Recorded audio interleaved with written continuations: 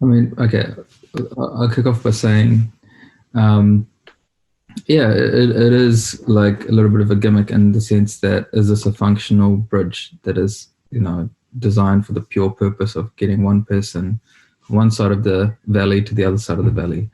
Um, so, well, the answer is obviously no. I mean, yes, it does that function, but it's more of uh, a tourist attraction to bring people to the region. And you have to see these kind of structures for that.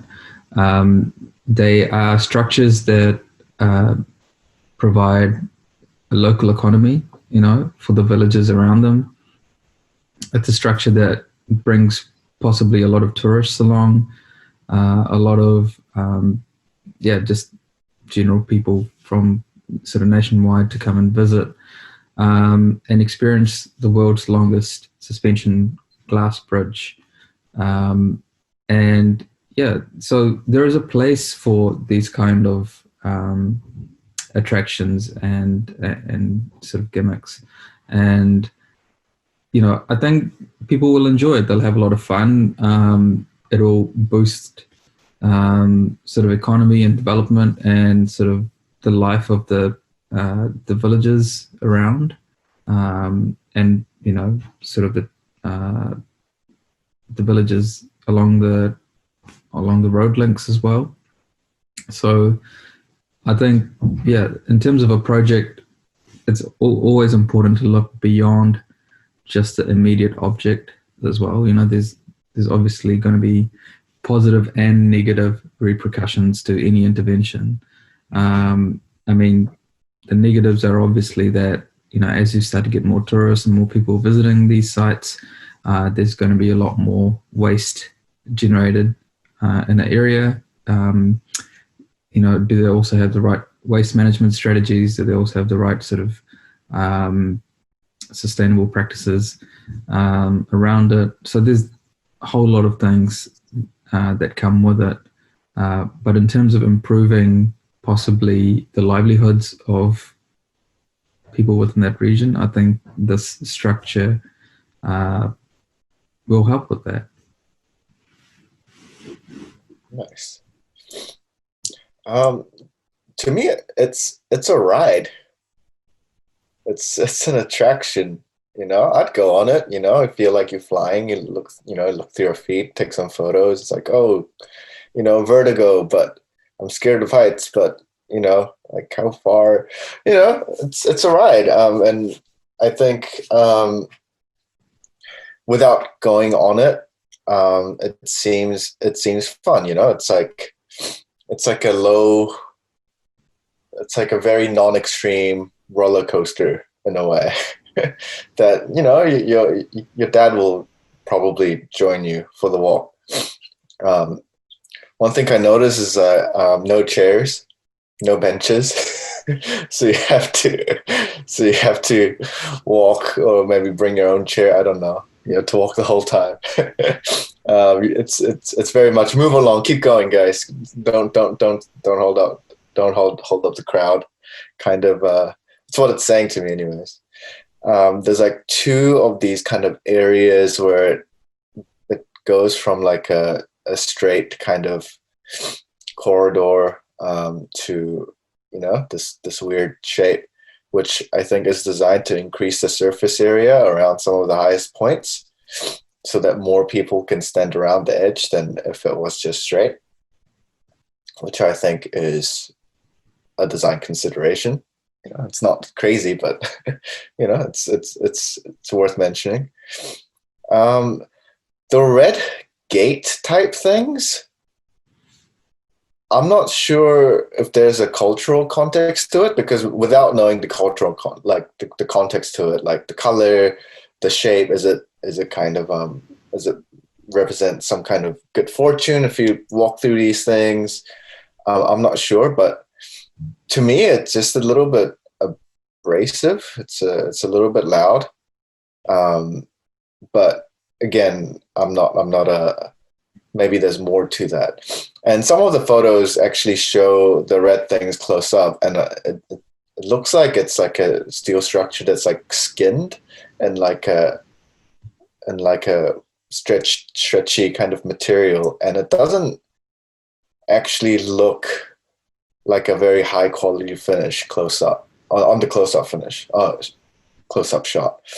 So, maybe that adds to the thrill. It's like, oh man, what if this bridge is actually really really shoddy? But no, yeah, the red things, it's striking. It's one thing, I like the red and that it's striking, but I'm not sure if it works cohesively with the environment and everything else. It's very much look at me, look at what man has done, rather than it doesn't really fit into any of the other surroundings in any obvious way. Otherwise, if I'm around, I'd probably go visit. I haven't walked on a glass bottom bridge, but there is that kind of walking the tightrope, but in a very safe, controlled situation thing. And there's precedence for this, right? I remember seeing a similar kind of bridge a few years ago, and how so many people were crossing it, they had to close it, and all these things. So. Yeah, another one for the people. Hey, man, at the end of the day, everything is for the people, right? Like, yeah, not for the nature or anything else. Just it's like, man, we made this. Nature is under our control. just to provide some extra context around the red things, like, this could be my own interpretation of it, but I mean, we know that red is an auspicious color in Chinese culture. Like, that is a known thing, and given the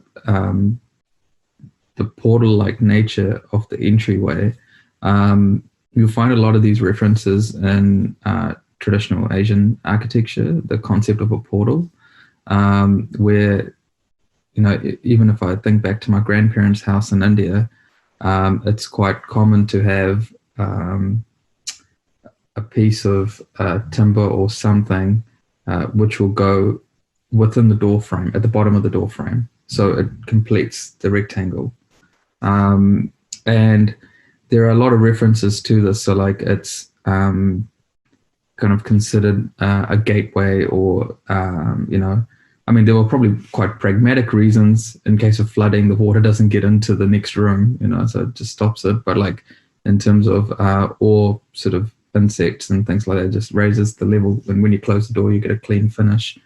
So I think there could be some references there in terms of like a red portal that you're walking through, a red auspicious frame that you're walking through. But yeah, those are my small sort of insights into possibly why they. What are your thoughts? Do you think it integrates well with the environment? No, at the end of the day, like, it's quite, how do you call it? It definitely feels incredibly synthetic, like in terms of the design itself. It doesn't feel like it's a glass bridge at the end of the day, made out of steel. Like, it's not going to feel very integrated into the environment. So yeah.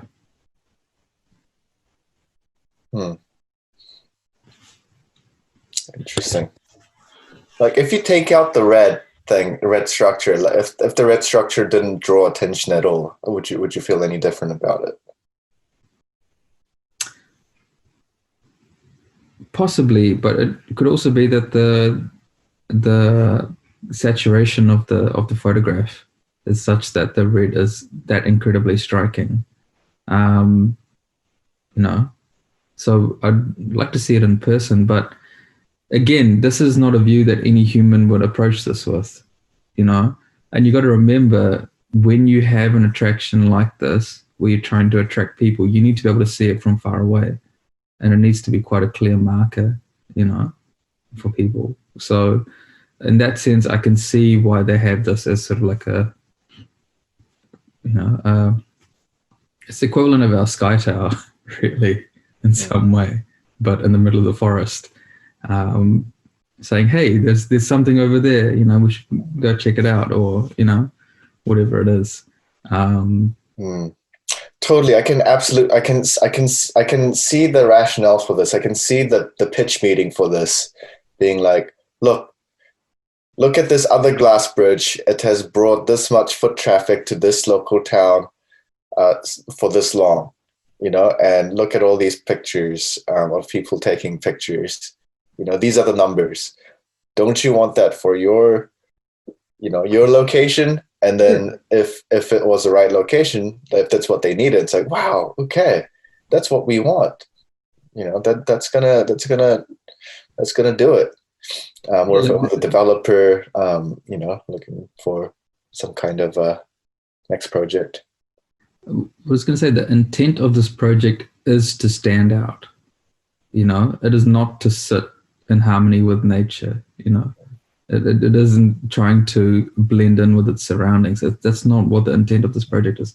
This project is like, hey, look at me, like, ooh-wee, check me out. That's kind of what this project is about. And it does that, and it will have good things going for it and negative things going for it as well. So, well, in that case, how would you have done it differently if you got the brief? What's one thing that you might another direction that you might have explored, or would you have kind of ended up with something similar? Look, it depends what the brief is. Go back to the baseline. If the brief is about creating an attraction that brings prosperity to the region, then that's a very different brief to, hey, I need a suspension bridge. That's again a very different brief. So it really depends where the starting point is. Let me reframe the question.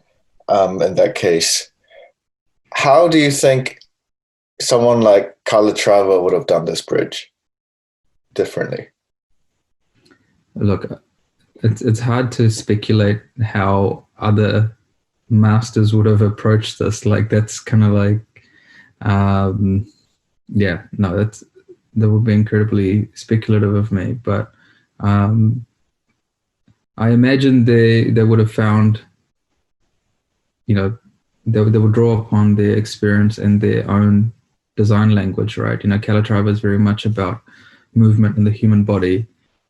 So he would have looked at, quite a few studies on how to integrate that philosophy into the design of this object. It obviously would have a lot more elegance, and if he had to use the color red, it might be something very different. So his starting points would be very different to the starting points of what this ended up as, which is in some sense incredibly functional, but not, like it's this incredibly functional object with a wrapping of gimmickness, which will attract people and kind of, have, it's a tourist attraction, right? Whereas if, I don't know, if Calatrava or someone else approached this, it would be a sculpture, Yeah. Okay. Yeah. That's I think I think that's the insight for me that I wanted to, that I was waiting for, is that this is, I don't know, like a word that comes to mind when I see this bridge is ego. I don't know why. And it's very much alien to anything else in the environment.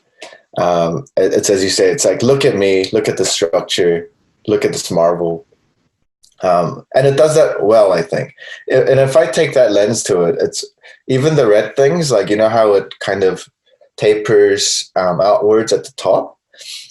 The experience of viewing that from the bottom would be some kind of forced perspective thing where it probably looks tall, even taller than it actually is.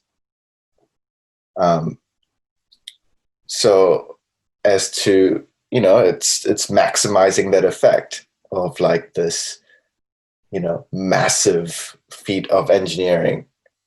and maybe that's what you're meant to feel. But yeah, I feel like it's a little bit of a, for me personally, like